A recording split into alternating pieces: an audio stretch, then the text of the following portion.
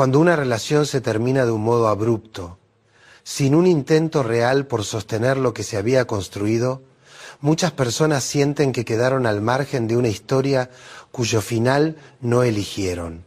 Y es natural que aparezca esa sensación de haber sido descartadas, como si su presencia hubiera sido un detalle y no un vínculo.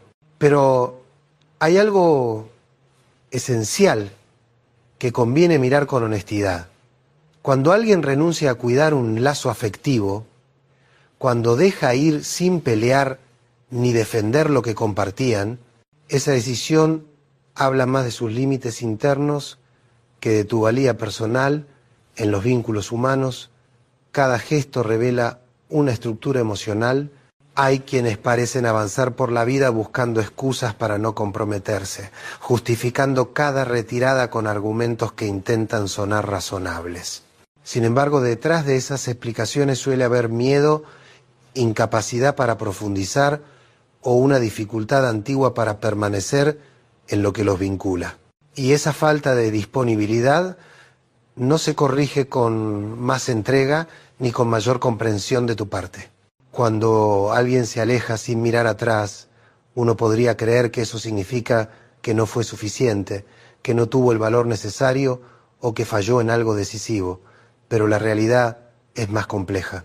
Muchas personas piden amor sin saber sostenerlo, desean cercanía pero temen lo que implica, buscan compañía pero rechazan la intimidad cuando la sienten muy cerca, y cuando esa contradicción interna se activa, lo más común es que huyan. No porque tú hayas hecho algo mal, sino porque no están preparados para un encuentro real, en consulta. A lo largo de muchos años, he visto historias donde el dolor no nace solamente de la ruptura, sino de la duda que queda instalada.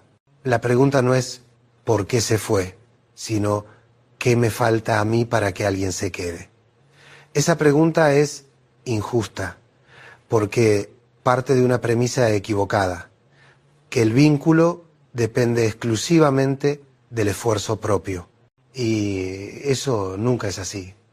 Una relación es un territorio compartido, sostenido por dos voluntades.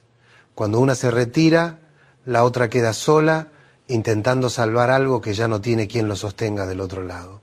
Hay un punto fundamental que conviene dejar claro. El abandono emocional ajeno no define tu identidad. Tu valor no se negocia ni se discute. Existe antes, durante y después de cualquiera de tus relaciones. Sin embargo, cuando alguien se retira sin pelear por ti, es común que aparezca la tentación de interpretar esa retirada como una sentencia, pero no lo es, en realidad. Es información, es la demostración de que esa persona no estaba a la altura emocional del camino que tú estabas dispuesta a transitar. Si uno observa con detenimiento, muchas rupturas no se producen por falta de amor, sino por falta de herramientas. Hay quienes desean construir una historia, pero no saben cómo manejar la cercanía, cómo conversar sin herir, cómo comprometerse sin sentir que están perdiendo libertad. Y frente a esas tensiones internas, su elección suele ser la distancia. Tú quedas del lado del vacío, intentando comprender qué ocurrió, mientras la otra persona intenta convencerse de que irse fue la salida más fácil. Cuando alguien se aleja sin dar explicaciones claras, muchas veces deja atrás un terreno lleno de interrogantes. La persona que se queda suele iniciar un diálogo interno desgastante, tratando de reconstruir cada detalle para encontrar un motivo que justifique la partida. Pero ese ejercicio no trae respuestas, solo aumenta la sensación de vacío. En realidad, el verdadero origen de ese abandono suele estar en la estructura emocional de quien se va, no en los actos de quien permanece. Existen individuos que ante el primer signo de profundidad afectiva sienten que su identidad corre peligro, interpretan el compromiso como una pérdida de autonomía y reaccionan retirándose del vínculo antes de permitirse vivir lo que sienten. Es una paradoja dolorosa, desean cercanía, pero la interpretan como una amenaza, anhelan ser amados, pero temen la vulnerabilidad que exige amar, Ese conflicto interno se convierte en un muro invisible que no puedes derribar por más presencia o dedicación que ofrezcas. En muchos casos, quien se queda en la relación ha invertido energía emocional, proyectos, expectativas y momentos que considera valiosos. Por eso la retirada repentina del otro genera una herida que no es solo afectiva, sino también simbólica. Destruye la idea de continuidad que se había construido. Y cuando esa continuidad desaparece sin una transición, la mente entra en un estado de confusión donde cuesta distinguir entre lo que fue real y lo que se idealizó. Pero hay un punto que merece ser mirado con detenimiento. Gran parte del sufrimiento que surge después de una ruptura abrupta proviene del apego, no del amor en sí, sino del modo en que se estructura la necesidad de tener al otro cerca. El apego inseguro, por ejemplo, amplifica el miedo al abandono y convierte cualquier señal de distancia en una amenaza. Así, la salida del otro no se vive solo como una pérdida, sino como una confirmación de los peores temores internos. Quien tiene un apego ansioso suele interpretar la retirada ajena como un juicio a su valor personal. Y no lo es. Simplemente se activa una programación emocional que viene de experiencias anteriores, muchas veces de la infancia, donde el afecto era inestable o condicionado. Entonces, la mente aprende a creer que debe esforzarse para ser elegida, y ante la mínima señal de abandono se desploma, convencida de que falló nuevamente. Desde el otro extremo, las personas con apego evitativo viven la intimidad como un territorio incómodo. Cuando la relación empieza a requerir profundidad, compromiso o diálogo emocional, sienten que pierden control. Su reacción suele ser la distancia, no porque no les importe, sino porque no tienen herramientas para gestionar cercanía sin experimentar agobio. Por eso, cuando se van, lo hacen sin luchar. Creen que el alejamiento es la única manera de recuperar el equilibrio interno. Cuando estos dos estilos se cruzan, un ansioso y un evitativo, se genera una dinámica desgastante. Uno busca más presencia y el otro más distancia. Y este desajuste provoca un ciclo donde ninguno logra sentirse seguro. Y aunque la conexión sea real, la relación termina rompiéndose por la incapacidad de encontrar un punto común. Desde fuera podría parecer desinterés, pero en realidad es un patrón aprendido que ambos repiten sin darse cuenta. Cuando una relación termina bajo estas condiciones, la mente suele buscar respuestas en el lugar equivocado. Se pregunta qué habría pasado si uno hubiera cedido más, si hubiera tenido más paciencia o si hubiera actuado de otra manera. Pero ese intento de reescribir la historia solo aumenta la culpa y prolonga el sufrimiento. Porque el problema no está en lo que hiciste, sino en lo que el otro no pudo sostener. No eres responsable de los conflictos internos que esa persona arrastra desde mucho antes de conocerte. Lo que muchas veces duele no es únicamente la ausencia, sino el significado que se le atribuye. La ruptura repentina puede activar creencias arraigadas, como la idea de no ser suficiente o de no ser digna de amor estable. Esas creencias se alimentan de experiencias previas que quizás jamás fueron revisadas. Por eso, al quedar sola con el silencio del otro, es común que resurjan voces internas que cuestionan la propia valía, aun cuando no haya motivos reales para hacerlo.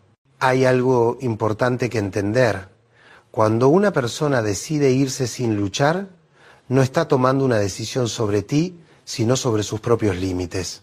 Su salida no define lo que vales, define lo que esa persona puede ofrecer. Muchas veces, quien se va busca alivio inmediato del conflicto interno que siente. Cree que escapar del vínculo aliviará la tensión, sin darse cuenta de que deja atrás a alguien que sí estaba dispuesto a construir. Esa asimetría emocional es la raíz del desequilibrio y no la conducta de quien permanece. Es útil observar que en la mayoría de los casos la retirada sin explicación tiene que ver con la dificultad del otro para enfrentar la incomodidad. Cuando el vínculo empieza a exigir conversaciones profundas, decisiones compartidas o compromisos concretos, quien no está preparado recurre a la salida más rápida, la distancia. Es un mecanismo defensivo que intenta evitar el dolor, pero termina generando más dolor en la persona que queda esperando una respuesta que nunca llega. Esta situación suele desencadenar un proceso interno intenso. Uno intenta recuperar su centro, pero la ausencia de cierre emocional complica ese camino. La mente queda atrapada en un ciclo donde busca señales del pasado para entender el presente. Sin embargo, esa búsqueda se vuelve un laberinto. El verdadero alivio surge cuando se comprende que no hay explicación que pueda reparar la falta de reciprocidad. Lo único que puede traer claridad es aceptar que el vínculo estaba sostenido por fuerzas desiguales. Cuando aparece este entendimiento, algo empieza a ordenarse. Se reconoce que lo que se perdió no fue una relación sólida, sino la idea de lo que podría haber sido. Lo que duele es el proyecto compartido que no llegó a materializarse. Es el duelo por una versión futura de uno mismo que no tendrá lugar. Y aceptar eso requiere coraje, porque es más fácil quedarse atrapado en la ilusión que enfrentarse a la realidad de que el otro no estaba listo para construir algo profundo. Aún así, este tipo de ruptura tiene un potencial transformador. Obliga a mirar hacia adentro, a revisar patrones, a identificar heridas antiguas que influyen en la forma de vincularse. Cada persona tiene una historia emocional detrás, y cuando un abandono inesperado activa esas heridas, se abre la oportunidad de comprenderlas mejor. No para justificar al otro, sino para recuperar el control sobre la propia narrativa interna.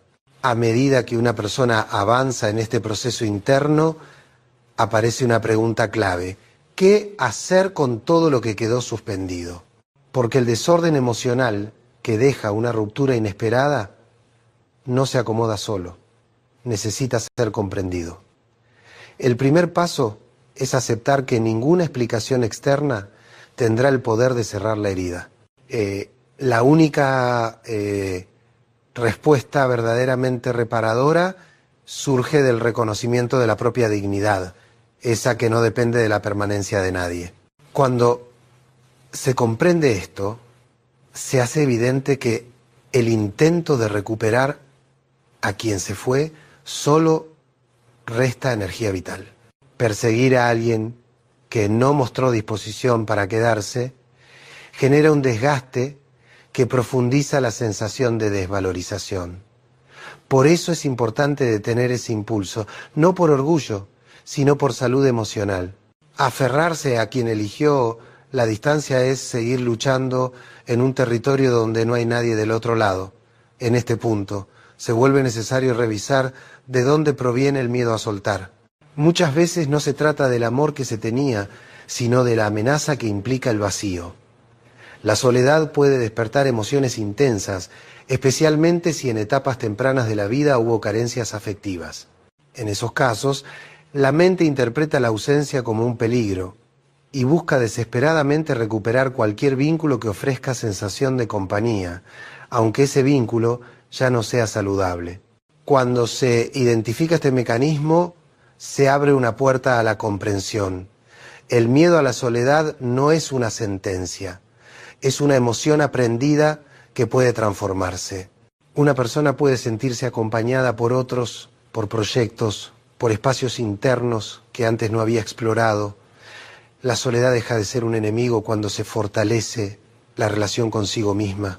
Y este es uno de los grandes aprendizajes que deja una ruptura abrupta.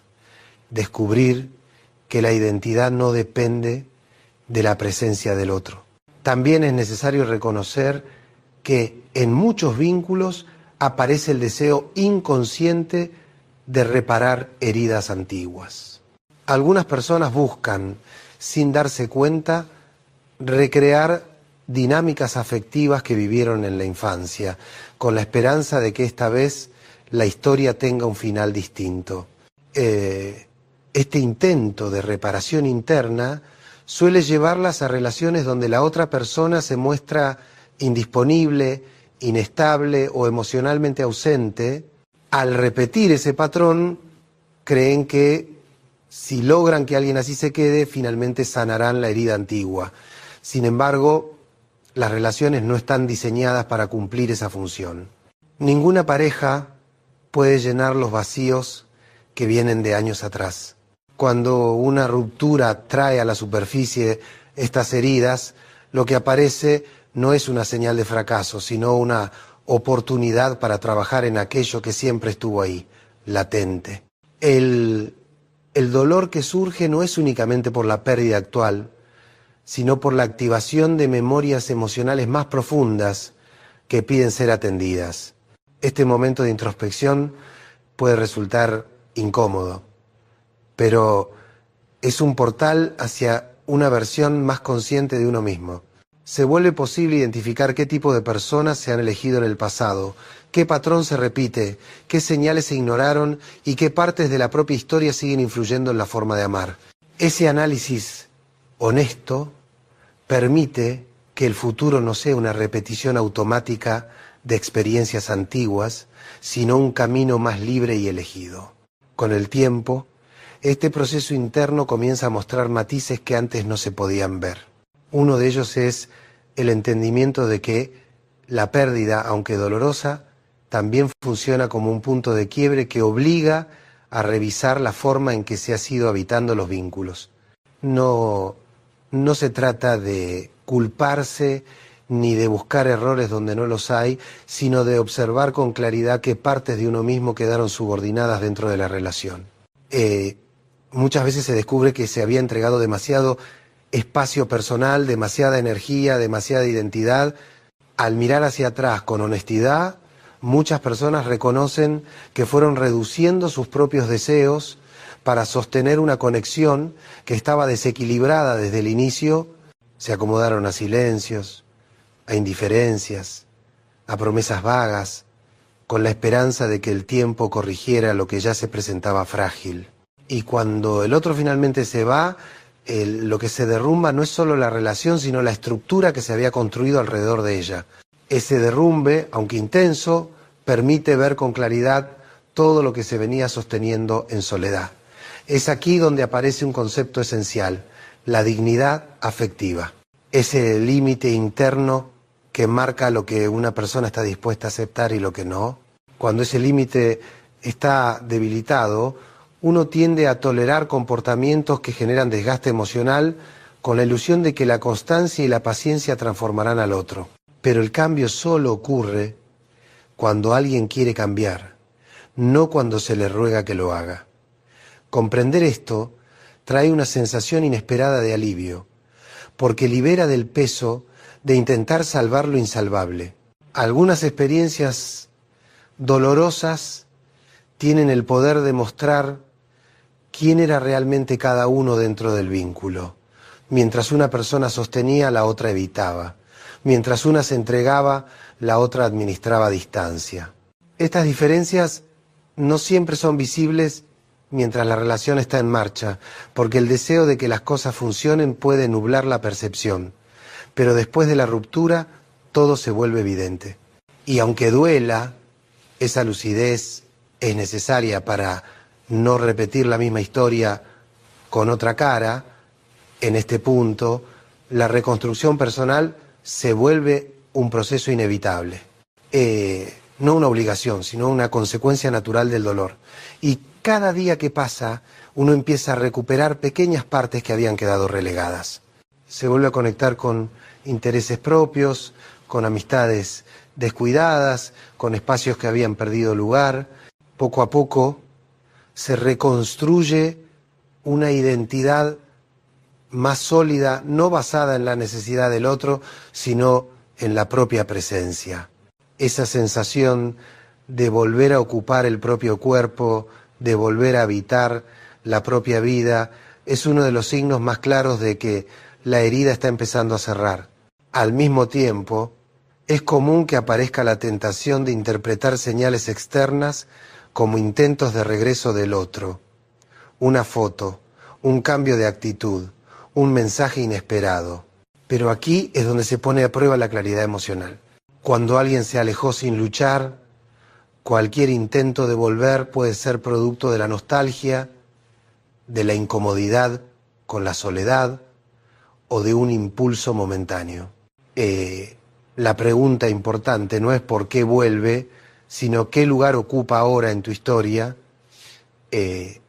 Esa respuesta no depende del otro, depende de cuánto has crecido desde su partida.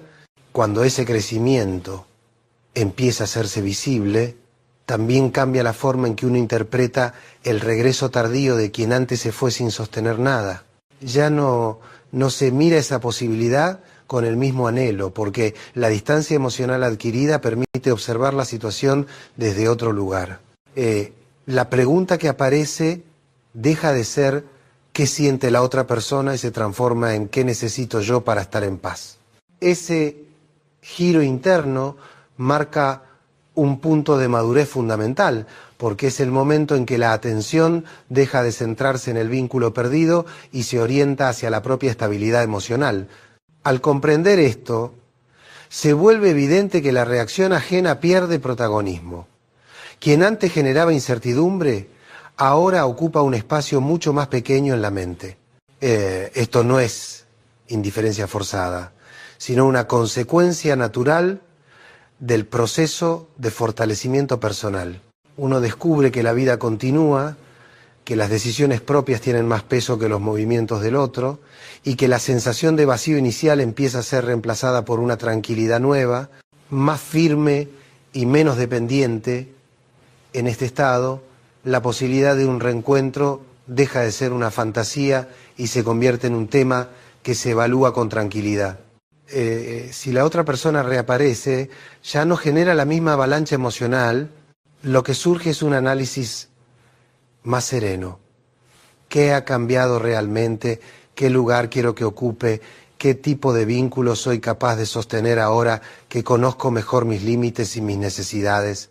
La emoción da paso a la reflexión y esa transición marca la diferencia entre repetir un patrón o elegir un camino distinto. También es importante reconocer que con el tiempo aparece un fenómeno curioso. El valor que uno atribuye al otro empieza a reorganizarse. Aquello que antes parecía imprescindible se relativiza. Los aspectos que generaban ilusión se observan con una mirada más crítica y realista. Y en esa mirada renovada se descubre que mucho del sufrimiento inicial estaba construido sobre expectativas, idealizaciones y silencios que se intentaban llenar con esperanza. Ahora, en cambio, la percepción se vuelve más honesta, menos romántica y más consciente de lo que realmente se necesita para formar un vínculo saludable.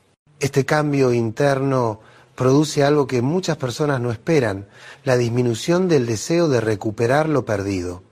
No por resentimiento, sino porque el crecimiento personal redefine las prioridades. Lo que se busca ya no es la compañía en sí misma, sino la conexión genuina, la reciprocidad, el equilibrio emocional. Y si la relación anterior no pudo ofrecer todo eso en su momento, es natural que ahora se mire con cierta distancia, con una comprensión diferente de lo que significó. Cuando uno alcanza este punto, ocurre algo esencial. La historia deja de girar alrededor del otro y empieza a girar alrededor de uno mismo. Ya no se vive pendiente de lo que pudo haber sido, sino de lo que se está construyendo en el presente. Ese desplazamiento emocional trae consigo una libertad enorme, porque permite que el pasado ocupe su lugar sin invadir el presente. Y en esa libertad se encuentra una de las transformaciones más profundas que puede ofrecer una ruptura. La posibilidad de redescubrirse sin la sombra de lo que ya no existe. A medida que la vida comienza a reorganizarse, aparece un descubrimiento que pocas personas anticipan. El dolor no solo disminuye, también cambia de significado. Lo que en un principio parecía una herida abierta se convierte en una especie de señal interna que recuerda la importancia de elegir vínculos que acompañen, no que desgasten. Esta comprensión llega de forma silenciosa, casi imperceptible, cuando uno empieza a notar que las decisiones ya no se toman desde la necesidad, sino desde la serenidad. En este momento del proceso, la mirada hacia el pasado se vuelve más compasiva. No para justificar lo que ocurrió, sino para comprender que cada persona actúa según su nivel de conciencia emocional. Quien se fue sin pelear, probablemente lo hizo porque no sabía cómo sostener una relación profunda. Sus actos no son un diagnóstico sobre tu valor, sino un reflejo de sus propias limitaciones. Entenderlo trae un alivio inesperado. Libera de la carga de pensar que todo dependía de uno mismo. Este entendimiento abre un espacio interior que había estado bloqueado por la angustia inicial. Ese espacio permite recuperar aspectos que se habían apagado mientras uno intentaba salvar el vínculo. Aparece la energía para retomar proyectos, intereses y deseos que antes parecían secundarios. Y al hacerlo, la vida recupera color, matices, una amplitud que había quedado escondida detrás de la preocupación constante por sostener la relación que ya no funcionaba. En este punto surge una de las transformaciones más valiosas, la capacidad de elegir vínculos desde un lugar más consciente. Ya no se busca llenar vacíos, ni calmar miedos, ni corregir heridas antiguas a través del otro. Ahora se elige desde la estabilidad, desde la claridad, desde la comprensión profunda de lo que se necesita para construir una historia sana. Este cambio modifica la forma en que se observa a quienes se acercan, pero también la forma en que uno mismo se presenta en los vínculos. También aparece una idea reveladora. Muchas veces no era el otro quien faltaba, sino la propia presencia. Durante la relación, una parte de uno mismo quedó reducida, intentando acomodarse a dinámicas que exigían renunciar a la autenticidad. Ahora, en cambio, recuperar esa autenticidad se convierte en una prioridad. Uno empieza a escuchar su propio cuerpo emocional, a poner límites, a decir no sin culpa, a reconocer cuándo una situación deja de ser nutritiva y cuándo es necesario tomar distancia. Este nivel de claridad trae consigo un sentimiento profundo de fortaleza. No una fortaleza rígida, sino una fortaleza tranquila, de esas que nacen del autoconocimiento. Es la certeza de que se puede atravesar una pérdida sin perderse a uno mismo. La ruptura deja de ser una derrota y se convierte en un punto de inflexión. Cada día que pasa reafirma que la vida no solo continúa, sino que se expande, porque ya no se invierte energía en quien no estaba dispuesto a llegar tan lejos. Y en esta expansión aparece algo esencial, la capacidad de cultivar una relación sólida con uno mismo. Es en ese vínculo interno donde se encuentra la verdadera seguridad. Cuando esa seguridad se fortalece, ningún abandono externo tiene el poder de desestabilizar por completo. Porque la persona descubre que el valor que posee no depende de ser elegida, sino de la forma en que se elige a sí misma todos los días. Al llegar a esta etapa del camino, algo empieza a acomodarse de un modo distinto. La mirada ya no está enfocada en lo que se perdió, sino en lo que se está construyendo a partir de la experiencia. La ruptura deja de ser el centro de la historia y se convierte en un capítulo que permitió comprender aspectos profundos de la propia vida emocional. Lo que antes parecía un derrumbe, ahora se revela como un proceso de reconstrucción silenciosa donde cada pieza encuentra un lugar más auténtico. Con esta nueva perspectiva se comprende que el verdadero aprendizaje no está en intentar modificar lo que el otro hizo o dejó de hacer, sino en reconocer qué partes de uno mismo necesitaban atención. La ausencia permitió ver con claridad dónde estaban los miedos, las dependencias, las expectativas y las heridas que se arrastraban desde hace mucho tiempo, y al verlas se abrió la posibilidad de trabajarlas con honestidad, sin esconderlas detrás de la presencia de alguien más. Esta transformación interna también cambia la percepción de la propia historia afectiva.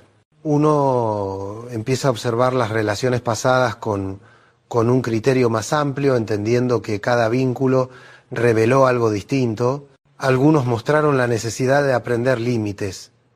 Otros expusieron la urgencia de fortalecer la autoestima. Y otros enseñaron que no todo lo que duele merece ser sostenido.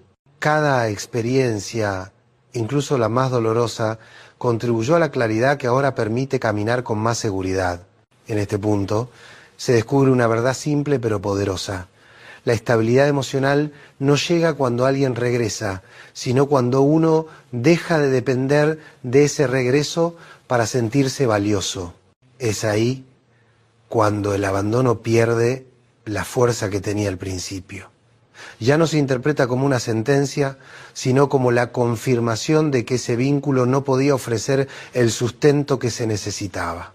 La distancia deja de doler porque ya no se busca que el otro complete espacios que ahora están siendo llenados desde adentro.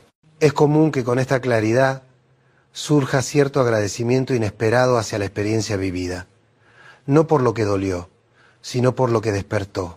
Ese agradecimiento no romantiza el pasado, sino que reconoce que sin ese quiebre no habría surgido la versión más consciente que ahora se está formando.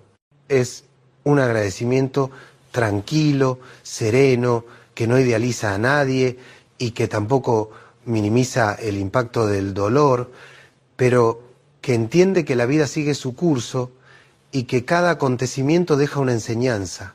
Otra revelación importante aparece en esta etapa: la capacidad de estar en paz sin necesitar cerrar cada historia de forma perfecta. No todas las explicaciones llegarán, no todas las conversaciones pendientes se darán, no todas las preguntas tendrán respuesta, y aún así, la vida continúa con una fuerza renovada. La paz no surge de lo que se entiende, sino de aceptar que no todo depende de uno. Esa aceptación concede libertad emocional y evita quedar atrapado en una espera que solo prolonga el sufrimiento.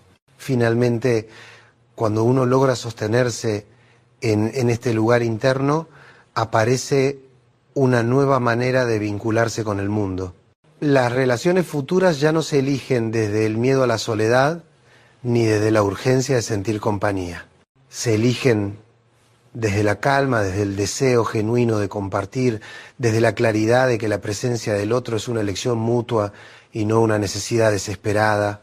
Este tipo de elección madura crea vínculos más equilibrados y auténticos, y ahí se produce la verdadera transformación, la certeza interna de que más allá de quien se vaya o quien llegue, uno puede acompañarse a sí mismo. Es esa relación profunda con la propia historia, con el propio cuerpo emocional, con las propias decisiones, una relación que no abandona, que no desaparece sin explicación, que no huye ante la intensidad de lo que siente. Cuando este vínculo interno se fortalece, el abandono externo pierde significado. No deja cicatrices abiertas, no define el valor personal, no condiciona el futuro.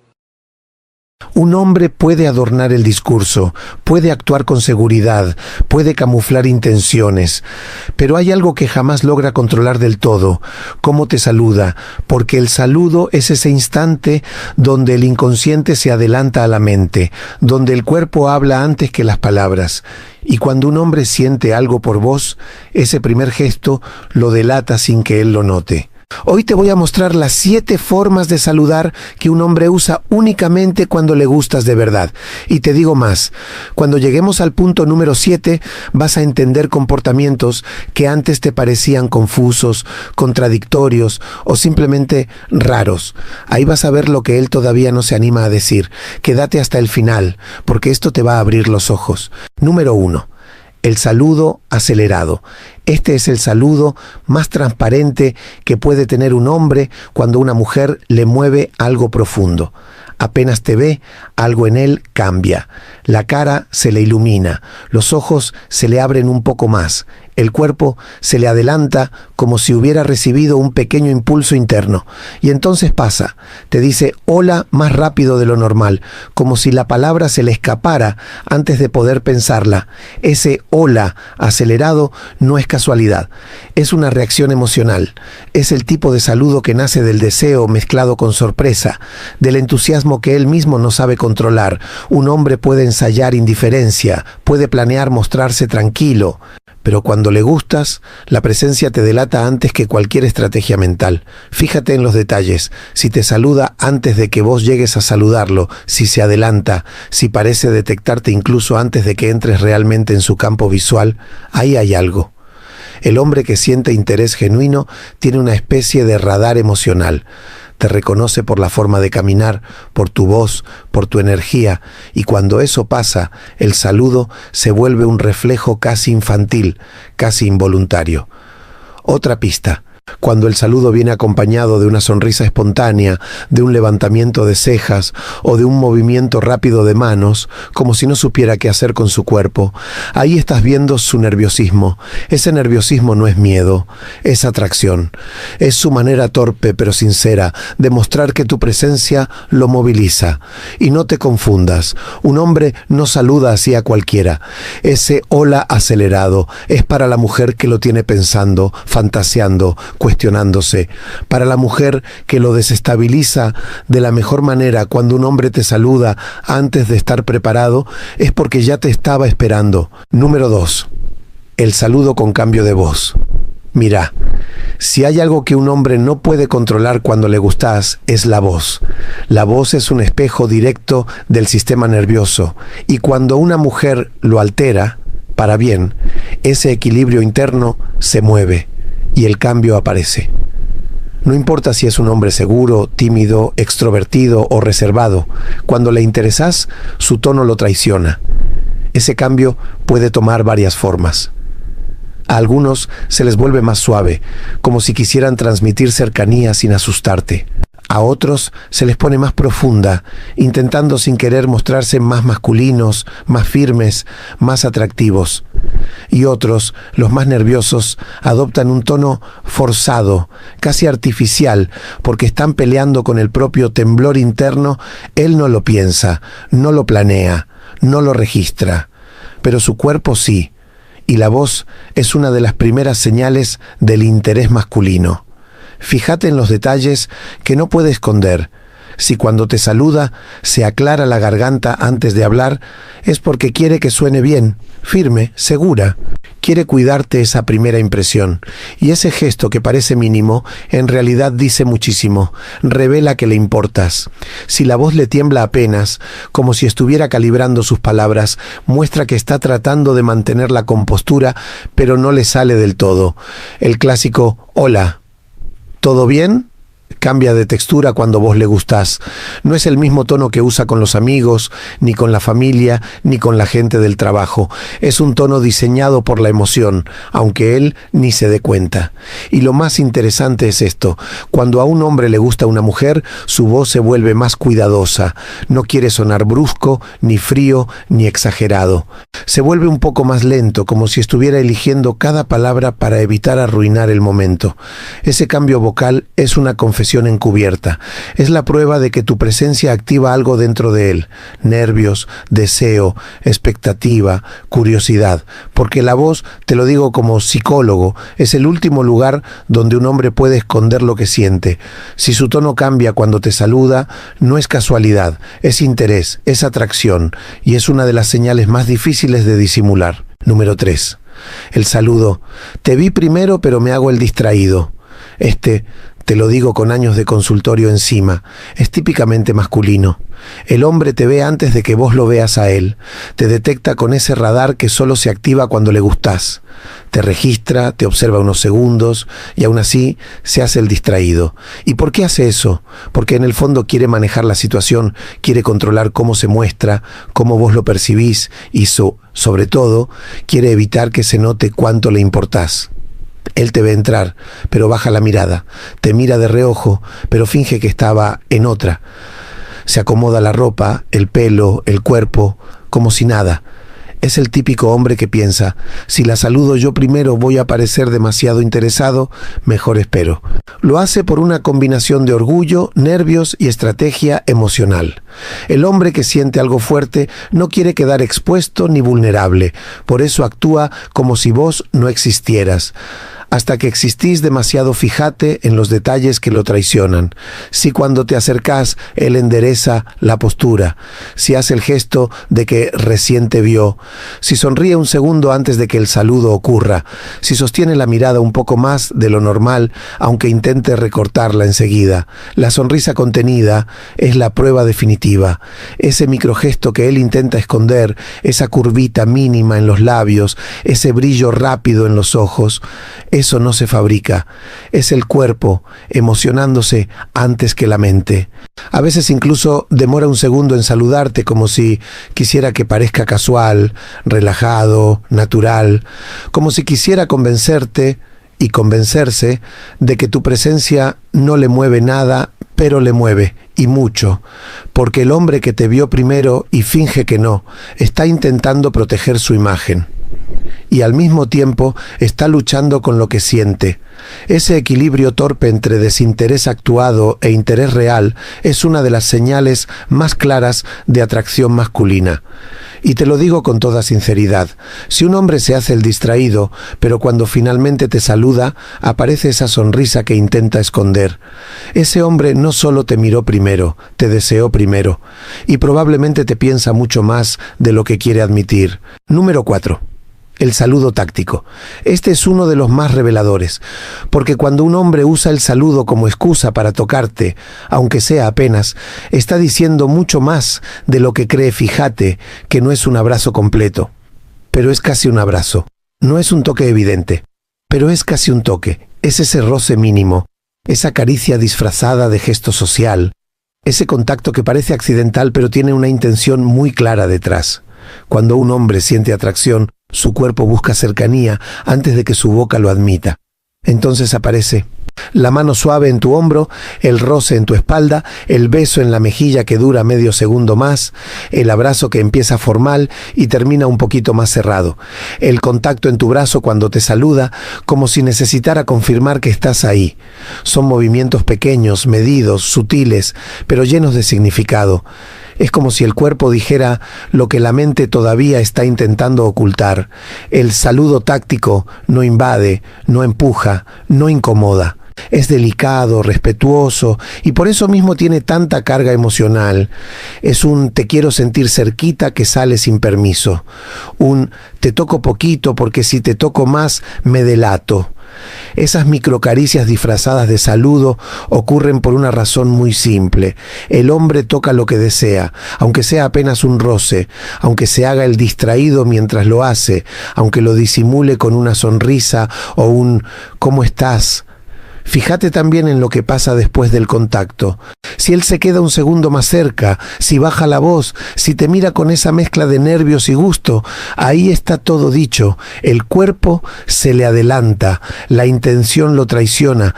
Y te lo digo con total honestidad, cuando un hombre saluda buscando ese contacto suave, medido, casi imperceptible, está intentando acercarse sin asustarse a sí mismo. Es su forma de disfrutar la proximidad sin exponerse demasiado. Así que no lo dudes. Si aparece ese saludo táctico, ese gesto donde él te roza como quien no quiere la cosa, es porque está sintiendo algo que ya no puede esconder. Número 5. El saludo que busca tu nombre. Este es uno de los saludos más profundos, aunque muchas mujeres no lo noten a simple vista. Cuando un hombre te nombra en el saludo, no está haciendo algo casual, está marcando un punto emocional. Ese hola Sofía, hola Laura, hola mi cielo, no es solo un saludo, es una conexión, es un puente directo a tu presencia. El nombre tiene un poder psicológico enorme. Decirlo activa cercanía, intimidad, reconocimiento. Y cuando un hombre lo usa, especialmente en el saludo inicial, está haciendo algo muy masculino, se está diferenciando contigo, te está separando del resto, fíjate en los detalles. Él no saluda a todo el mundo usando el nombre, no lo hace con la amiga del trabajo, ni con la compañera del gimnasio, ni con la vecina, porque para él usar el nombre implica un pequeño grado de emocionalidad. Y los hombres cuidan esa emocionalidad más de lo que parece. Cuando te saluda diciendo tu nombre, está mostrando interés, está generando cercanía, está intentando que vos sepas que te registró, está dejando claro que no sos una más en la multitud. El nombre es la manera más íntima de un saludo cotidiano. Es el equivalente masculino de un te tengo presente. Y si te lo dice con una sonrisa suave, o bajando un poco la voz, o mirándote directo, todavía más. Eso indica que el simple acto de nombrarte le provoca algo, una sensación interna que lo hace querer repetirlo. Porque sí, hay algo muy profundo acá. Cuando un hombre dice tu nombre, se conecta emocionalmente con vos, aunque no quiera admitirlo. Es un gesto que sale del inconsciente, un movimiento natural para acercarse sin parecer demasiado evidente. Y hay un detalle aún más revelador. Si repite tu nombre en varias frases seguidas, Sofía, ¿cómo estás? Sofía, ¿qué hiciste hoy? Eso es señal de que le importás más de lo que muestra. Los hombres no repiten nombres por costumbre, lo hacen por afinidad emocional. Decir tu nombre es su forma de dejarte entrar un poquito más. Así que préstale atención. Si cada vez que te saluda incluye tu nombre, es porque ya te tiene en su mente y muy probablemente en su corazón también. Número 6.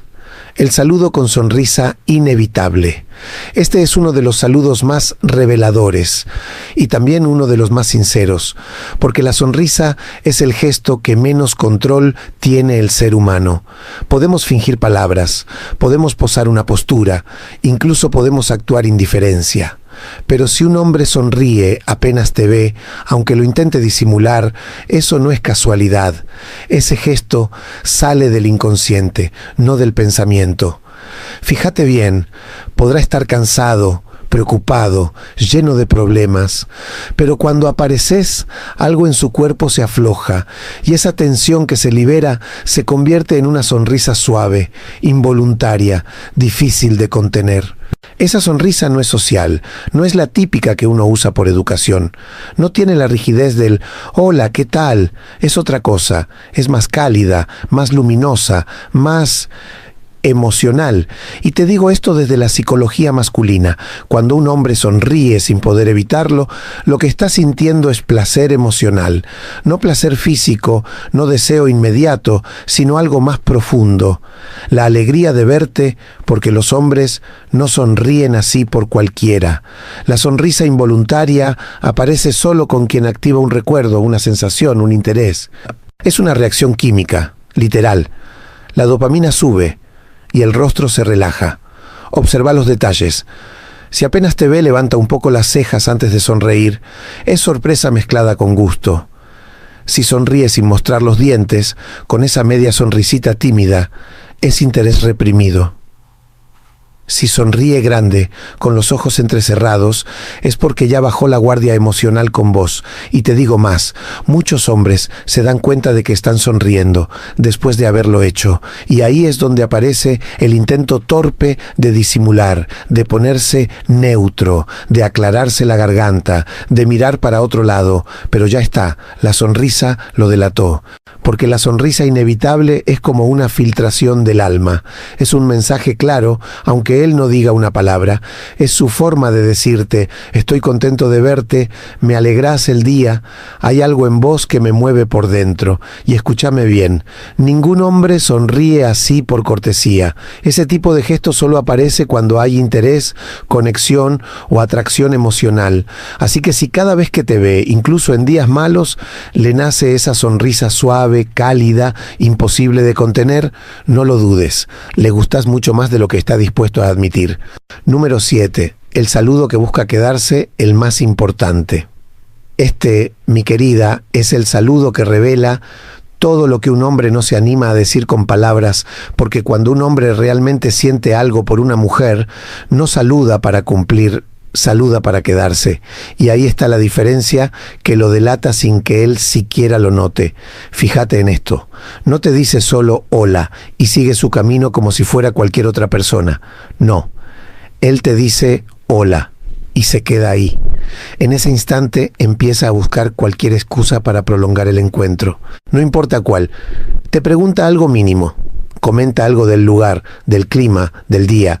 Te pregunta cómo estás, aunque no necesite la respuesta. Inventa una observación tonta. O simplemente sonríe y espera a ver qué decís vos, porque su intención no es el saludo. El saludo es apenas la puerta de entrada. Lo que él quiere es entrar. Es quedarse un ratito más cerca de vos. Y te digo algo como hombre y como psicólogo. Cuando un hombre se queda más de lo necesario es porque hay emoción real. Los hombres no pierden tiempo cuando no sienten interés. No prolongan un encuentro que no les importa, pero cuando le gustas, la percepción del tiempo cambia. Él quiere estar ahí, en tu presencia, aunque no esté seguro de qué decir. Y ahí aparecen señales sutiles que lo traicionan. Se acomoda la ropa, baja el tono de voz, hace una pregunta que no tiene importancia real. Mira tu cara mientras hablas, no tu cuerpo. Se ríe aunque lo que dijiste no era gracioso. Te escucha de verdad, no mira su teléfono, no apura la conversación. Porque lo que quiere no es información, es conexión. Quiere que ese momento dure un poco más. Quiere que vos también sientas su presencia. Es como si el saludo fuera un pequeño puente emocional que él está tratando de construir. No te saluda, te busca, no se acerca, se queda, no charla, se entrega. El saludo que busca quedarse es, en realidad, un me gustas, disfrazado de charla casual.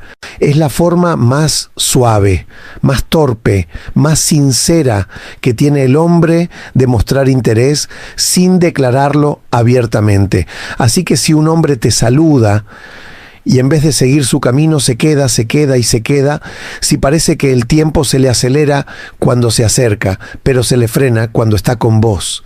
Si prolonga el momento sin motivo aparente, no lo dudes, le encantás más de lo que él mismo entiende. Porque un hombre puede disimular emociones, puede controlar sus palabras, puede esconder dudas, miedos o intenciones, pero el saludo siempre es honesto. El saludo es ese instante donde la mente no llegó a ordenarse, donde el cuerpo responde antes que la razón, donde el inconsciente se adelanta a todo lo que él quiere guardar. Es, sin exagerar, el primer espejo del deseo masculino.